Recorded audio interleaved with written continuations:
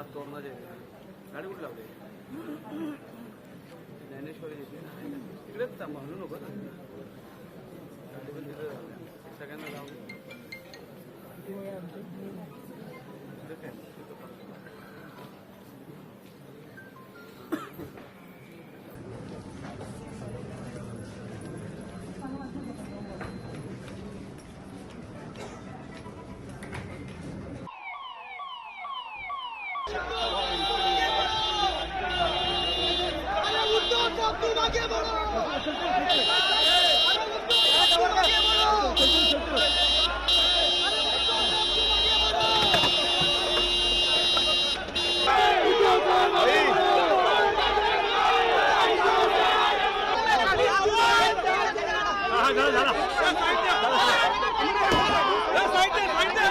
आखिरकार महाराष्ट्र में वो दिन आ ही गया जिसकी हमें सबसे पहले उम्मीद थी कि एक ना एक दिन महाराष्ट्र में शिवसेना के अंदर विद्रोह होगा, नाराजगी होगी, क्योंकि लोगों को यह लग रहा था कि महाराष्ट्र में जिस तरह से उद्धव ठाकरे ने पद के लालच में अपने हिंदुत्व के मुद्दे को छोड़ा, पद के लालच में 15 साल पुरानी बीजेपी की दोस्ती को छोड़ा, पद के लालच में उद्धव ठाकरे ने अहंकारवश अपने शिव सैनिकों का साथ छोड़ा। वो लोग कह रहे थे कि अगर उद्धव ठाकरे से मिलने के लिए जाएं तो वो समय नहीं देते हैं, बात कार्यकर्ताओं की बात नहीं सुनी जा रही है। यहां तक कि जो शिवसेना के विधायक थे उनका आक्रोश बढ़ता जा रहा था क्योंकि उनके क्षेत्रों में वो काम नहीं करा पा रहे थे। और इसी सब को लेकर एकनाथ शिंदे 40 विधायकों के साथ अलग हो गए और उन्होंने सवाल उठाया कि शिवसेना का जो निर्माण हुआ था वो हिंदुत्व के मुद्दे पर हुआ था, लेकिन आज शिवसेना ने अपने स्वार्थ में उद्धव ठाकरे जी ने सारे मुद्दों को दरकिनार करते हुए कांग्रेस और एनसीपी से समझौता कर लिया।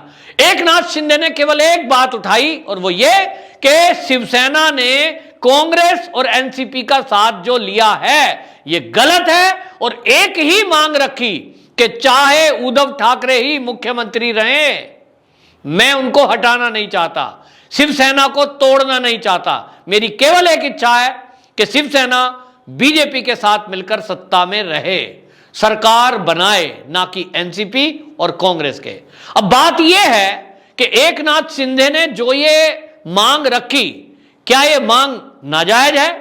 अगर आप गौर करेंगे, अगर आप महाराष्ट्र के आम शिव सैनिकों से पूछेंगे कि दिल पे हाथ रखो और बोलो कि एकनाथ शिंदे ने जो मांग उठाई है, जो बात उठाई है, क्या ये गलत है?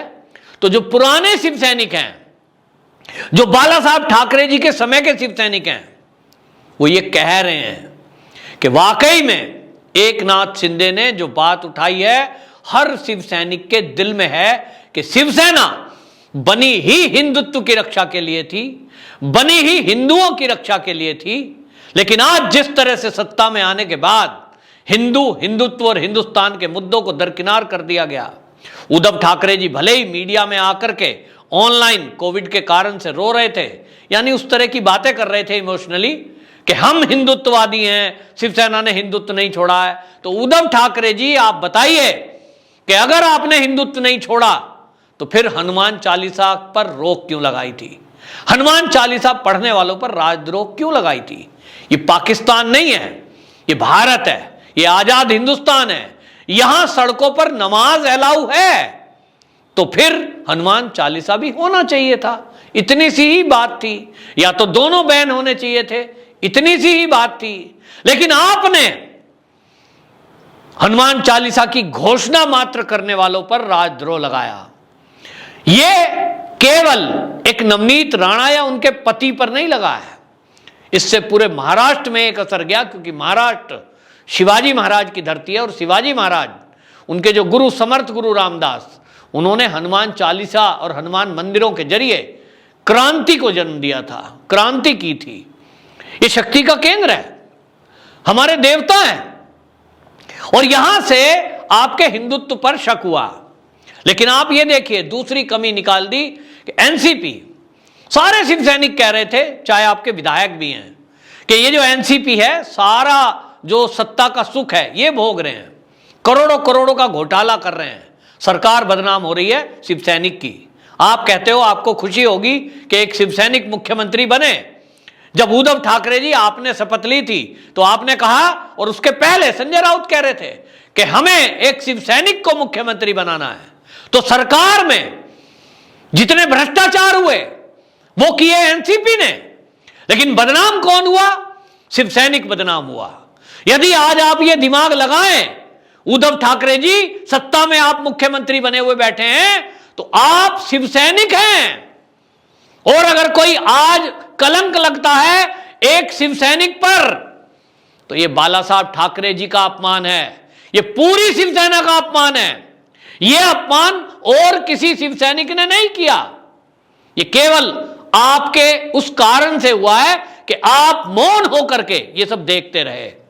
यदि आप हनुमान चालीसा पढ़ने की छूट देते, आप ये घोषणा करते, ठीक है भाई मस्जिद के बाहर बैठकर नमाज करने की अनुमति है, एक दिन हो सकता है, बहुत जगह होती है, इसमें कोई दिक्कत नहीं है, सबको इस देश में अपना पूजा करने का अधिकार है। तो हनुमान चालीसा के लिए भी मैं व्यवस्था करता हूं कि आप भी मंदिर में अगर जगह कम पड़ जाए तो बाहर कर सकते हैं, विवाद खत्म हो जाता। किसको हनुमान चालीसा पढ़ना था? कोई हिंदू समाज में तो ऐसा है नहीं कि मंदिरों में इतनी भीड़ हो जाए कि सड़कों पे बैठना पड़े। यह केवल जिद का मामला था, और इस जिद में यह दिखाने की बात थी कि शिवसेना करती क्या है। तो आप एक्सपोज हो गए। अब आप कहते हैं हमारा हिंदुत्व तो हमने छोड़ा नहीं है, तो पालघर के साधुओं पर क्या किया आपने? कुछ किया तो नहीं है, और इसलिए आप एक्सपोज हो गए। आपने पूरा ऑनलाइन जो अपना भाषण दिया, उस भाषण में एनसीपी पर कुछ नहीं बोला, आपने कांग्रेस पर कुछ नहीं बोला। आप कह रहे हो हमारे सामने आके बोलो कि मैं पद भी छोड़ दूंगा, शिवसेना का भी और सीएम की कुर्सी भी। लेकिन आप मुझे ये बताइए, जो एकनाथ शिंदे हैं, क्या उन्होंने ये कहा है कि मुझे मुख्यमंत्री बनाओ, मेरे पास 40 विधायक है, मैं बनूंगा मुख्यमंत्री? नो, उन्होंने ऐसा नहीं कहा। क्या उन्होंने ये कहा है कि शिवसेना के अध्यक्ष पद से आप इस्तीफा दीजिए, अध्यक्ष कोई और बनेगा, ठाकरे परिवार का कोई सदस्य अध्यक्ष नहीं बन सकता?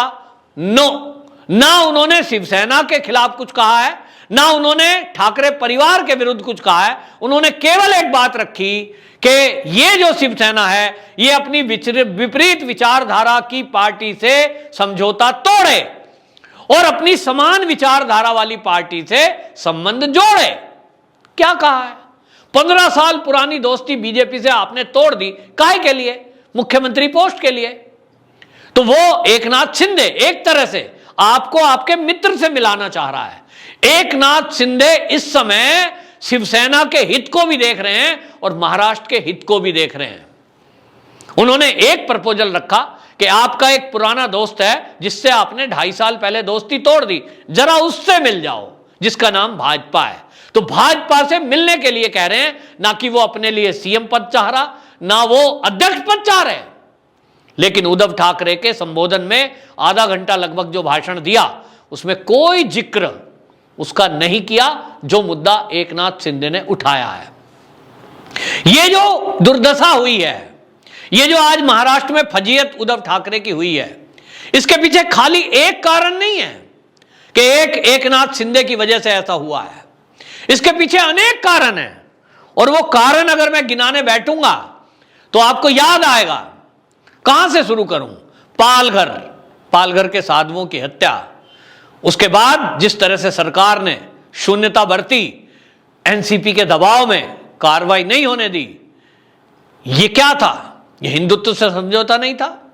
उसके बाद आप देखिए कि सुशांत सिंह राजपूत, एक एक्टर जो भारत में प्रसिद्ध था और बिहार का बेटा था, वो मृत्यु हुई थी। लेकिन उस मृत्यु में जिस तरह से लोगों का एक विचार था कि यह मृत्यु स्वाभाविक नहीं है, यह आत्महत्या नहीं है, यह हत्या है और इसकी जांच ठीक से हो। लोग अभी तक इंतजार में हैं उस रहस्य को जानने के लिए कि सुशांत सिंह राजपूत की मौत कैसे हुई, दिशा सालियान की मौत कैसे हुई। इसके उत्तर अभी तक नहीं मिले हैं। सीबीआई तलाशने की कोशिश कर रही है, लेकिन आपकी तरफ से, महाराष्ट्र की पुलिस की तरफ से क्या हुआ? किसी ने इस मुद्दे को ठीक करने की कोशिश की? जिन्होंने इस पर सवाल उठाए उद्धव ठाकरे जी, आपकी सरकार ने उन्हीं को पकड़ करके जेल में डाल दिया।